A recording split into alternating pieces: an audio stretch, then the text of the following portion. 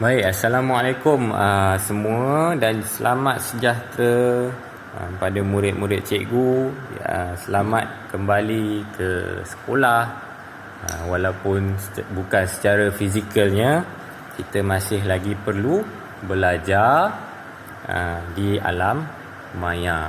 Jadi hari ini cikgu akan bagi tugasan untuk kamu supaya kamu bersedia pada minggu hadapan.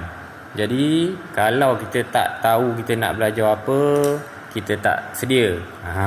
Jadi kita sedia hari ini, cikgu sediakan kamu hari ini dengan pengetahuan berkenaan dengan buku teks. Baik. Ini adalah buku teks kamu pada tahun ini. Buku teks baru. Okey. Sangat baru. Jadi jagalah elok-elok. Okey, ini cikgu pun beli. Cikgu beli sendiri. Senang cikgu nak conteng-conteng. Kamu janganlah conteng. Baik.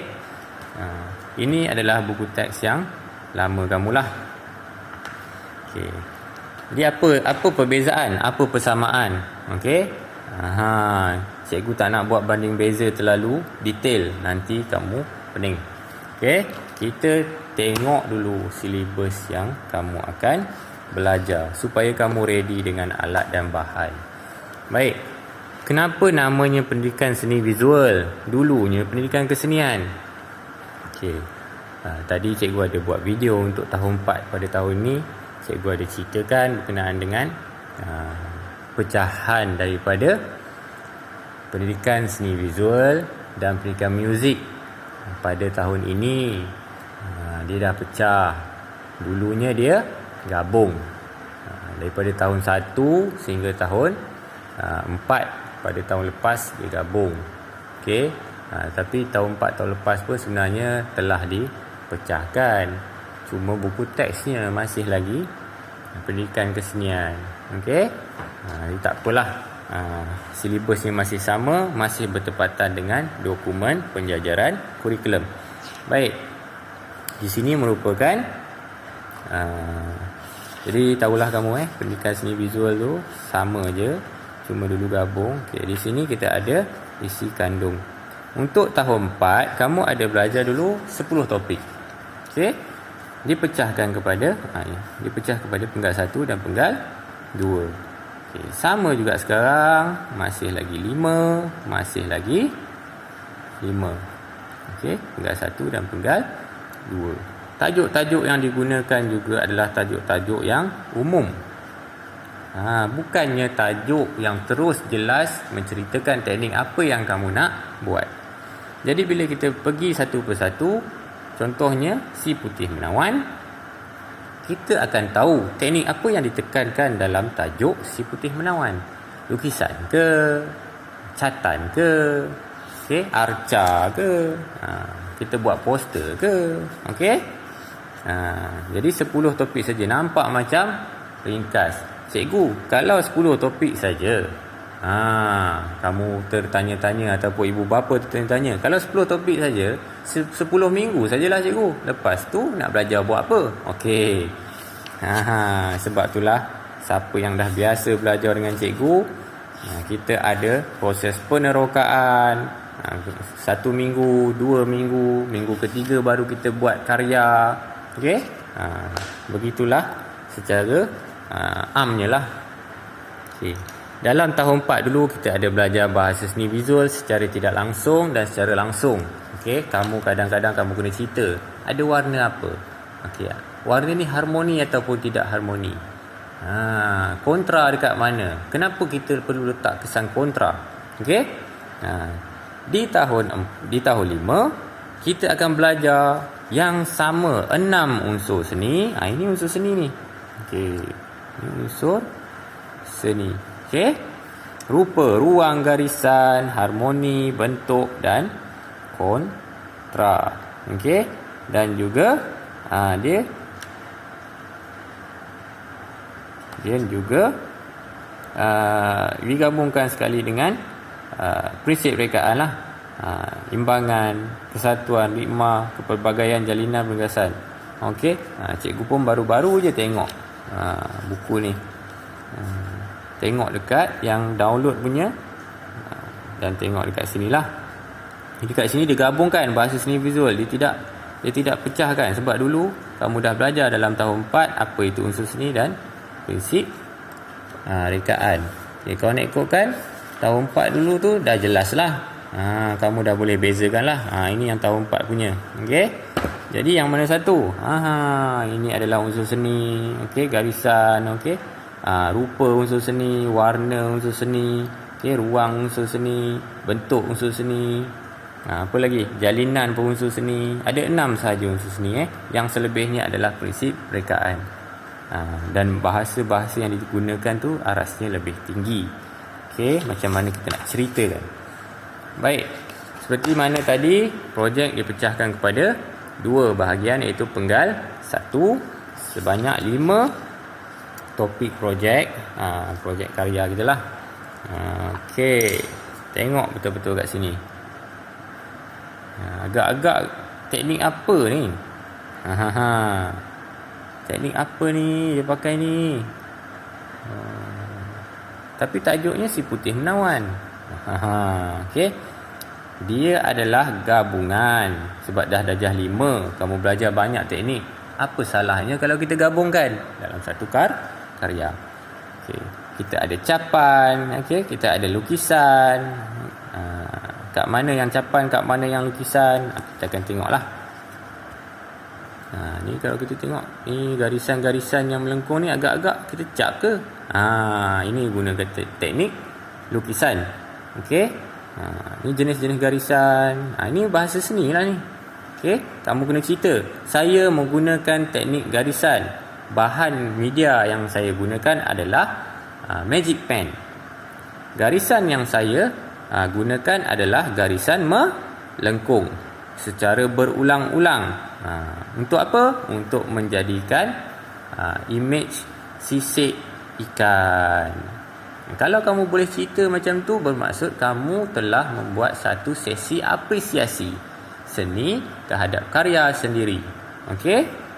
Jadi layaklah untuk cikgu tengok kamu, perhatikan kamu, buat pemerhatian bahawa dan dapat satu dapatan bahawa kamu mampu untuk membuat apresiasi lisan.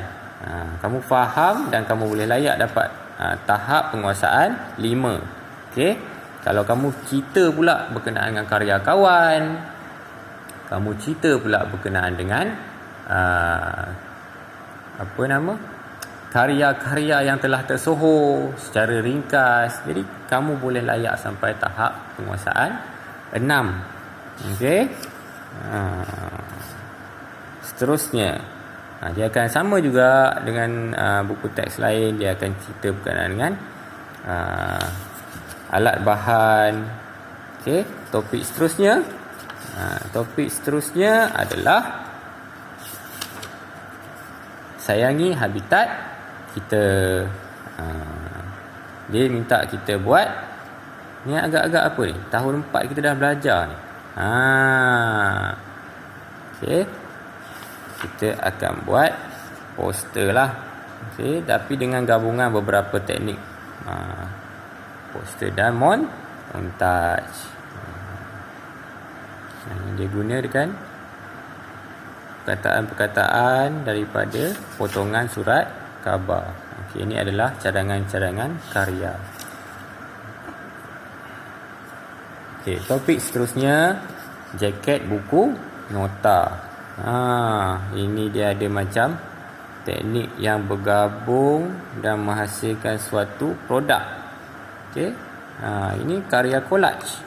Okay, apa itu collage? Tahun 4 kita ada belajar mozaik.